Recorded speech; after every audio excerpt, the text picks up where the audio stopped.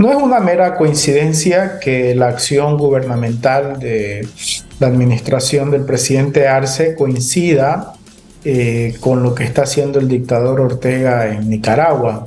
Hace unos días atrás, los medios internacionales informaban de una durísima persecución política judicial de Ortega a los sacerdotes de la Iglesia Católica. Inclusive algunos de ellos se han expulsado de la propia Nicaragua y a otros se los está procesando. Entonces, la primera conclusión que tenemos que sacar es que el presidente Arce se asemeja a Ortega en esta decisión de investigar e intentar procesar a los representantes de la Iglesia Católica. Segundo, el gobierno parece ser que está más enfocado en nuevamente poner sobre el tapete la discusión de golpe o fraude y perseguir a quienes estuvieron de una u otra forma involucrados en los hechos políticos que sucedieron el año 2019.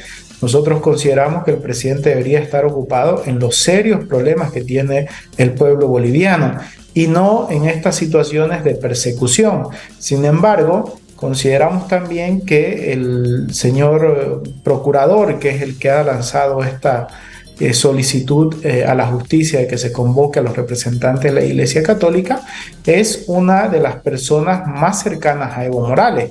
Eso quiere decir que la influencia de Evo Morales en el gobierno Arce sigue siendo muy alta, pero el que tiene que responder por los actos de gobierno es el presidente Arce. Entonces, lo que tenemos es un gobierno enfocado en la persecución política que no respeta ni siquiera a la Iglesia Católica, a sus representantes. Y por último, esto le hace mucho daño a la democracia en el país y a la convivencia pacífica.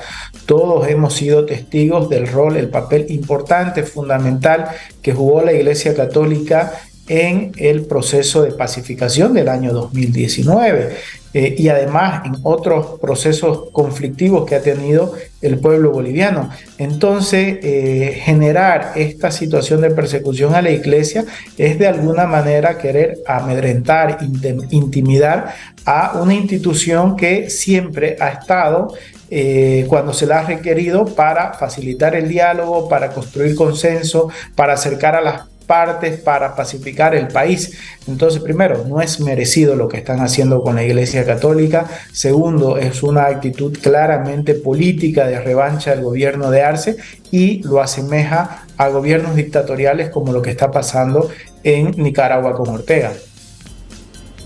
Yo creo que los dos grandes problemas del país respecto al tema judicial tienen que ver con la impunidad, y estoy de acuerdo ahí con usted, y con la persecución. Ambos son extremos malos y negativos para el país. La impunidad porque los que cometen actos delictivos están al margen de las leyes, de los tribunales y de los jueces. Y también la persecución porque se distorsiona el sentido de la justicia. Y es lo que está haciendo el gobierno del MAS. Esto debió investigarse, sí. Lo que pasó en el 2019 durante los días que salió Morales tiene que investigarse. Los muertos que hubieron durante el gobierno de Yanine Áñez, por supuesto que tiene que investigarse y tiene que sancionarse a los responsables, pero no es justicia cuando se violan los derechos humanos, como está pasando con Yanine Áñez, con Luis Fernando Camacho, con Pumari y otras personas más que han sido detenidas de forma arbitraria para dar una sensación de justicia que no lo es, porque están haciendo lo mismo que criticaron. Si se critica la vulneración de derechos humanos, acá a través de un proceso forzado, desprovisto de las garantías procesales, constitucionales y convencionales, lo que están haciendo es generar una sensación de más injusticia, de más desprotección en el pueblo boliviano. Entonces, la ciudadanía no va a quedar tranquila con fallos arbitrarios, con jueces que no dan la cara, más aún cuando, ¿qué es lo que se investiga? Eso es lo que nos debiéramos preguntar. ¿Se investiga el fraude electoral que fue evidente y certificado por la OEA? A los responsables del fraude se los está procesando. A Evo Morales, ¿por qué se procesa a la Iglesia Católica si la Iglesia Católica intervino posterior a la renuncia de Evo Morales? Si supuestamente el golpe es la renuncia de Evo Morales, haberlo forzado a renunciar. La Iglesia Católica no dijo nada hasta ese momento. A la Iglesia Católica Católica se la está procesando, se la quiere procesar porque facilitó el diálogo posterior a la renuncia de Evo Morales. Todas estas incoherencias demuestran el afán del gobierno de tergiversar la historia, de construir una historia paralela, de dejar en la impunidad el tema del fraude electoral y de perseguir y castigar a sus opositores políticos por un supuesto golpe de Estado que nadie ha aprobado hasta el día de hoy.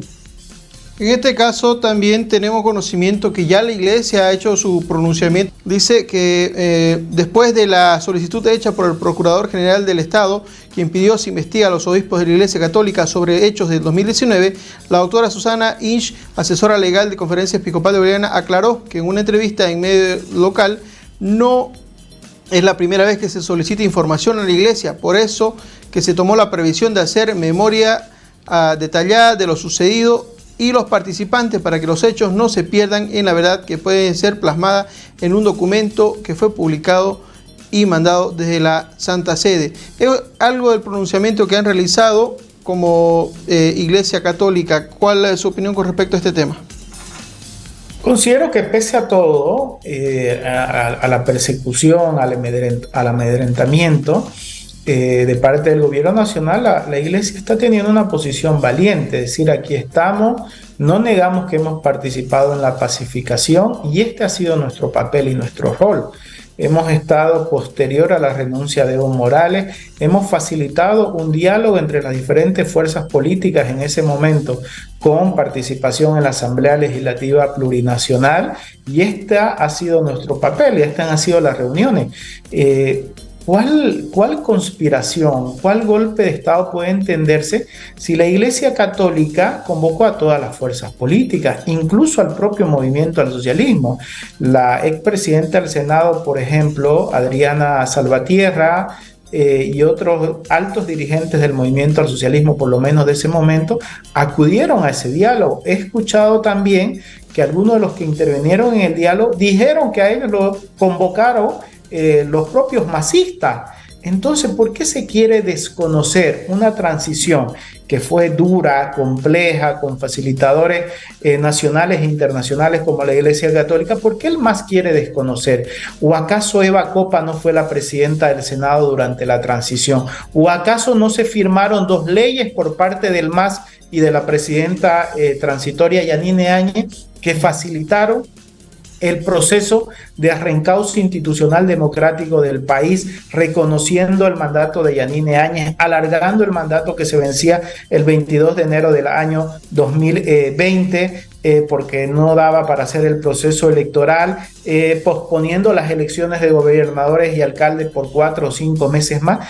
Todos estos hechos tenemos que borrarlos solamente porque el MAS se encapriche en desconocer algo que ha sucedido a la vista de todos los bolivianos durante el año 2019 y 2020. Es un despropósito del movimiento al socialismo querer cambiar la historia cuando hoy se queda registrado todo lo que hablamos, todo lo que decimos, y ahí están las leyes del Estado. O sea, esas leyes que aprobó el MAS con sus 2/3 en la Asamblea Legislativa Plurinacional y que promulgó Yanine y que facilitaron la elección del propio presidente Arce, ahora son nulas, son válidos porque Yanine nunca fue presidenta. Entonces, el mandato del presidente Arce es ilegítimo. Hay que devolverle el cargo al señor Morales. Esta debiera ser la lógica del MAS, si es que dice que Yanine no fue presidenta, que todo fue nulo, que todo fue trucho. Entonces Arce también es un presidente trucho porque su mandato deriva de un proceso electoral facilitado, organizado por las leyes que se dictaron por el propio movimiento al socialismo y por la presidenta Yanine Áñez, que promulgó dichas leyes.